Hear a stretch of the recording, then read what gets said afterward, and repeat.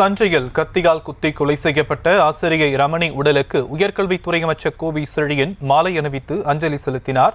இது பற்றிய மேலும் விவரங்களை செய்தியாளர் தென்னவன் வழங்க நாம் கேட்கலாம்.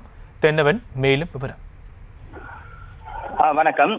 பட்டுக்கோட்டை அரசு மருத்துவமனைக்கு உயர்கல்வித்துறை அமைச்சர் கோவி செழியன், பேராவூரணி எம்எல்ஏ அசோக்குமார் ஆகியோர் தற்சமயம் பிணவரை அருகே உறவினர்களை சந்தித்து ஆறுதல் கூறினார்.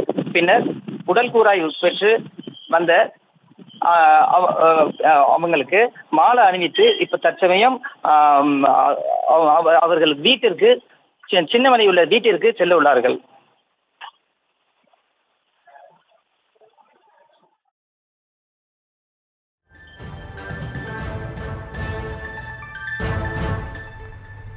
தற்போதைய விவரங்களுக்கு நன்றி தென்னவன்.